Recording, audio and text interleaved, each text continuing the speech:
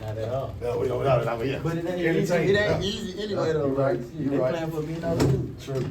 You ain't lying. What do you got in the bag? Oh, someone dropping y'all some cookies, but yeah, y'all want them? I'm good. I'm good. Either one. They play. Let's go. Yeah. All good, yeah? Like you said, didn't make it easy. We don't make it easy. Preparing for that game, it was funny. It's contrasting styles. Previous game, 94 feet, run and jump, spacing, you shooting threes. This game is bully ball, grown men ball. And that first possession, as you saw, it was some bodies moving. So, scouting report, we knew it was going to be a 15 feet in the end physical game. We wanted to speed it up. We did it good sometimes we didn't.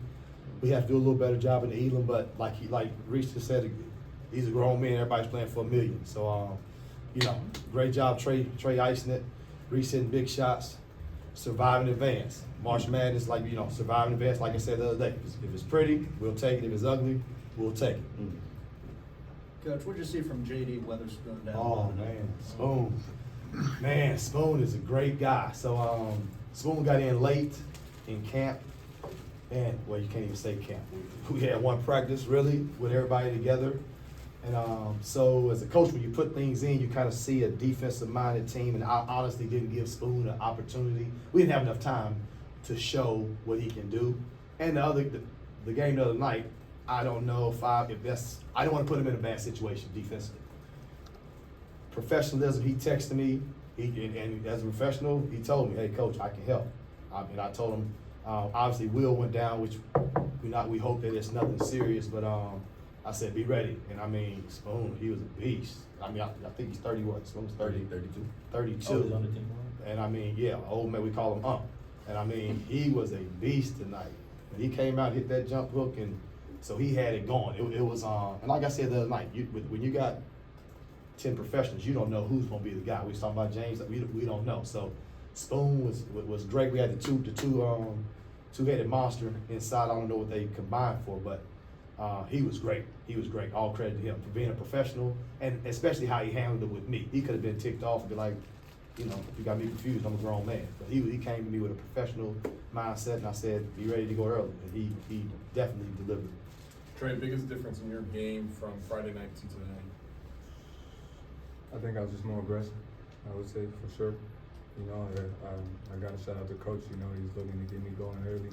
And, once I seen it go through that first possession, that's when I knew it was like, okay, let's get rolling. So, shout out to him and the guys. They kept telling me to be aggressive, and that's just what I did. Coach, and then also, of course, in this game, you're playing against the Marshall alumni team. Just, I don't know, how was it, first of all, just with the crowd, and also just playing against Marshall in Charleston? How great was that for the state and great for this tournament, being able to have that Marshall-West Virginia matchup?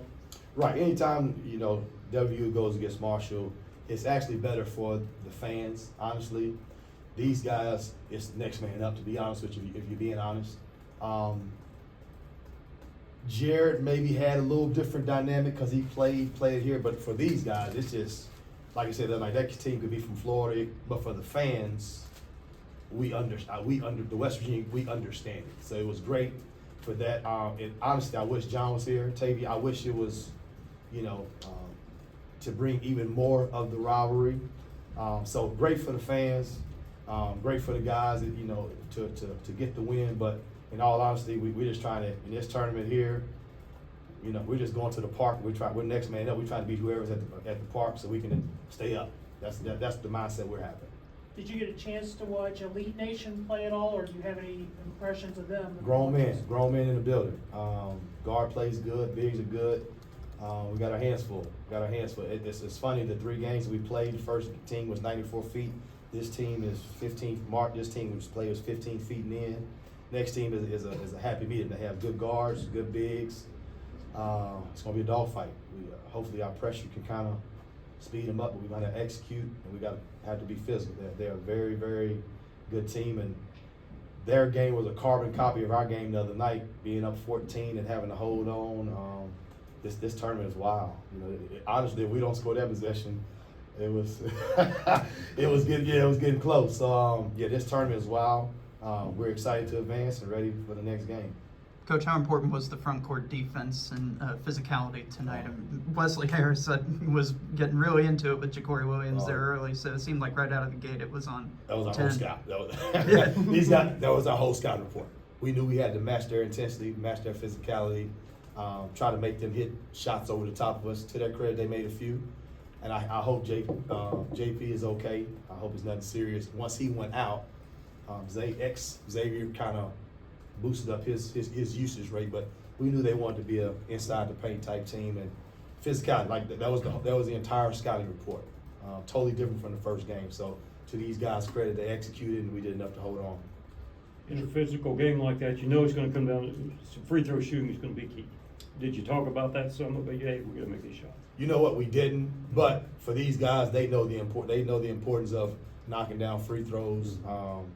You know, the other night we missed a few. Jarrod we missed a few free throws that kind of kept them in. Tonight, JD hit one when JD hit the back of the rim and went up. Felt kind of good. I was like, you know, God's with us tonight. So, yeah. So it was good. Yes, definitely needs free throws. The technical foul was huge. Late, we stole a point. So anytime they eliminate, you can steal a point. It's rough. You got to play defense. If you foul, they get that free throw. I think they may have missed. I mean, those free throws in the Elam are very, very important. So we were able to knock them down, and Trey delivered.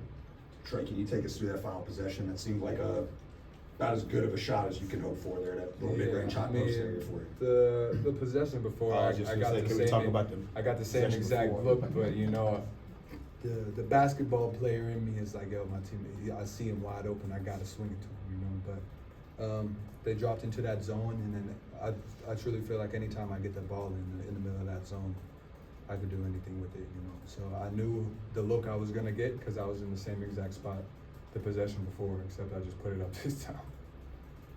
James, you mentioned back on Friday how you really enjoyed playing on the defensive end of the floor. You kind of feel like you're at home with these guys. You know these guys really well. One of the guys I'm talking about is Keedron. How do you guys kind of feed off of one another, especially being the 1-2 combo with the guards?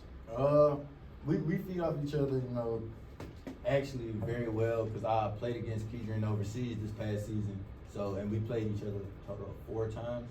So, you know what I'm saying? We kind of got the same DNA, defensive mentality. You know, it's like Trey said, we're just good basketball players, and it's always easy to, you know, combine with guys that's basketball players. Think basketball. So it's easy. Jarrod, I know you want to clean some things up down the stretch, but both first halves, I think you're up double digits. What do you attribute that to? And is there a way to kind of translate that, just become a little bit more consistent maybe after, you know, the first 3 quarters? Yes, I thought our attention to detail coming out in the third quarter defensively was probably the worst spurt we've had since camp started. But to their, now, you gotta always give the other team their credit. But I thought we didn't stay tight to our DNA, to our scouts, so they kind of got going and made, when pros or good players see the ball going to the basket, everybody's confidence kind of elevates. To our credit, we kept it around 9 or 10. We was able to score also. And obviously the Elam, we go up, Elam was a double digits, run a good play, backdoor, kind of undercut Reese. If he makes that layup, I think we probably blow it open. But you know, it's part of the game. So we do definitely have to clean some things up. Now, that being said, I thought we executed well, and we missed a lot of open shots that, you know, I don't mind taking those shots. So, yeah, ecstatic with how we're starting the game, getting into halftime. First 5 minutes out of the halftime, we have to do a better job of executing tonight defensively, other night offensively. So he's got to put both of them together. Thank you, guys. Let's go. Anybody got a buffet or something outside? Let's go.